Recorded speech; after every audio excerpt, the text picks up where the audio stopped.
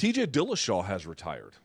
So it was initially like, well, he's not retired, then he is retired. Yeah, but that whole hour sucked. Who everybody else was there was sources. He hasn't retired. Mike Bond, I didn't get it right, and I think it was confusing. And then he initially he owned up to the fact that he didn't get it right. And then there was another guy. I think it was the guy who works for Henry Cejudo. I forget his name. Please forgive me.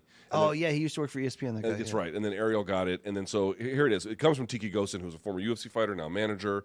It is for real. So he is retired, BC. I got to tell you, apparently the story from Ariel is that he went to go get his shoulder looked at, and the doctor was like, well, holy shit, your shoulder is completely fucked. One of the worst we've ever seen. Oh, it only came out 20 times in a 5-month camp. I want to go back to the decision-making about taking that fight at UFC 280. And I understand the arguments if you're making a list of pros and you're making a list of cons. But in retrospect, that was not great decision-making, right? And I criticized it for a number of different levels. Yes. BC, let's rewind here. He ignores the fact that his arm is falling out of the socket, that he had to get on antibiotics because he had staph infection, which weakens the joint and ligament and soft tissue, essentially pliability. Falls out a million times in camp, even worse on fight week in different scenarios, which he detailed with Brett Okamoto. He loses the first round with almost no resistance, comes right back out again after the second or between the first and second rounds. So he loses the fight basically with almost no resistance whatsoever. Then goes to the doctor, and the doctor's like, you probably are never going to fight again, or if you do, it'll be a long time from now, and it's going to require extensive surgery and rehabilitation. It was not smart to fight that fight. It was a bad call. Of course it was, and it's a bad call in the same sense that we talked about for people that are buying the pay-per-view and you're getting an obvious injured guy. They want to see this title fight that matters, or the people that are betting as well and not knowing of the injury. It's all messy and gray, but I think he must have came to a crossroads during his training camp after maybe the first time he re-aggravated or whatever, where he was just sort of like, oh shit, where it was, I'm never getting back here. Luke, at his age, he kind of held the division up after beating Sandhagen for, so he could recover, and they gave him that respect and kind of waited on him to a degree and gave him his shot. He's not getting that shot again, and he knows it, mixed with the ultra uber competitiveness that you have to almost save him from himself. No difference than Francis Ngannou, who we praised. He was able to pull it together. Okay, no difference in that aspect. I'm saying of the fuel that gets him there. I think Francis showed better judgment overall than based on different factors. But no, I don't like that TJ took the fight. But given his uber competitive nature, which is leading, that's that's leading his thought process, right? Right. Well, now the bill is due on the other side. The key was, Luke, he was never going to get that shot again. So knowing that, right, he was never going to get that shot again. He knew when he aggravated it that not only with the time it would take to recover, add in how serious of an injury, he already held the division for a year, and his age, dude, he's not getting that shot again. So knowing that, if that was part of his decision making, are you less mad at him? Meaning where he looked at it. I'm not mad at him at all. I don't have feelings in that way. But Am I critical of the choice? No, it doesn't. Because what ended up happening was, okay, I'm never going to get back here again. So what? Yeah. So what? You did. Nobody in his position could have done any better.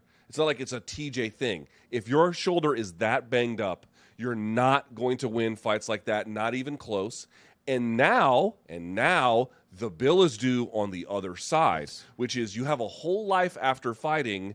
You need to be able to have some function. We talked about it before. The shoulder is the most mobile joint in the body, but as a consequence, it's the least stable.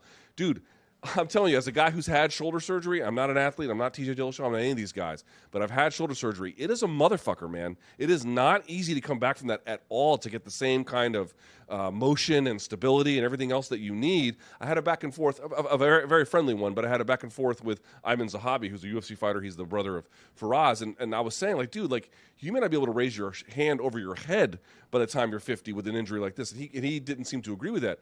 Well, I mean, the doctors are apparently, according to the reports, telling TJ that he's going to have to get this surgery plus subsequent ones, and even those are no guarantee. Now, there is another story element here, which I actually do support TJ Dillashaw if he's doing it, namely the Conor McGregor exception. Folks have suggested, well, he's retiring, And he, by the way, can juice the hell up to speed up the recovery. Right. So not just speed up the recovery, make the recovery better. And healthier, to be fair, right? Make the recovery better. Human growth hormone or whatever else he could be taking. Drug war, Luke. And by the way, USADA has confirmed TJ is no longer in the testing pool. I got to say this. I thought it's very poor judgment to go ahead with the fight at UFC 280. However, if he's getting out of the testing pool to get the shoulder surgery, I'm sure he's got a great orthopedic surgeon, and he's going to do this with the sort of supplemental stuff to get a better recovery process. Fully support that. Okay. Fully support that. That's long-term, play with your kids later in life kind of considerations. Go do what you have to do to get the most out of it. How do you feel? I'm not saying that is on the table, but let's say that it is. How do you feel just to about be fair, from what I was saying before, I was largely devil's advocating it. I do agree with you overall that he shouldn't have taken the fight, but I was trying to frame it under that mindset where we know he's a sick competitor and he's so smart. He's really smart, Luke. And he's a dog, for better or worse. But all things here, I do agree that drugs win drug war. I've become a disciple of yours in this regard. They will always win. And knowing, I don't think he's done, Luke, because mentally, and when he can get himself there physically, he still believes he's as good as he ever was when he can get himself there physically. So, no, I think he's like Kobe, like he's like that Mamba mentality. That's so like cliche to even say that, but still like Kobe with like that dude. No matter what, I'm coming back. He's going to be that guy. No matter what. Dominic Cruz has got that too in him. You know what I mean? Like no matter what, I'm going to figure out a way to get back there. I agree with you. There's a larger conversation from the Conor-ness now with TJ where. Yeah, dude. And by the way, did you enjoy the Conor and Rogan back and forth, or are you not into that? There wasn't a back and forth. But steroid use. I mean, Conor was mentioned on Rogan's podcast, and then he took a shot at him on Twitter. And then deleted it. The old Gervonta Davis special. Your interview with Gervonta is really good, by the way. Came out okay. But I just want to point out here that, like, another piece of this whole story, and again, I don't know what TJ's doing. I don't know if he has designs on coming back, if the rehab goes exceptionally well or whatever. I don't know. I don't know what the story is there. But even with Conor, I have noticed a total shift. Everyone's like, now that Conor has basically just forced his way into doing what he's done, everyone's like, yeah, this seems to make a lot of sense. I'm like, fuck all of you people out there who hit me up with emails and fucking angry comments for years after USADA came in and gave their stupid pitch about how everything that they want is the most important. Sure enough, Conor comes out and shows you that like every protocol being a function of what USADA's desires are and how they should map it, it turns out like that kind of version of things is not what's best for the athletes, long-term or short-term, is not what should be the final say. It actually should be a little bit more input from both directions. All of a sudden, now people seem to be warming up to it. Where the fuck were you guys 7 years ago when we were saying shit like this? It was obvious then. It is obvious now. Well, now also Weeds legal, and things have changed overall on the drug front, where I think that also has changed people's motivations and stuff. Also, look, I think at this point, everything Conor has done since the last loss and hurting himself publicly has, except for getting the big movie role, has kind of, I think people are starting to like, they've already done the cycle of emotions a few times, and I think a lot of people didn't like him after the way he talked to Poirier, especially after that loss sitting there with Joe next to him. But Luke, I think people feel bad for him now. So now they're sort of like, yeah, part of that motivation is just, let that guy juice. I miss him. I miss the circus coming to town. Luke, we, as journalists, miss the Conor circus. We do. So I think that fuels sometimes where people are just sort of like, at this point, he may actually need that. And again, I don't know how many guys will be able to do what Conor did, both financially or otherwise.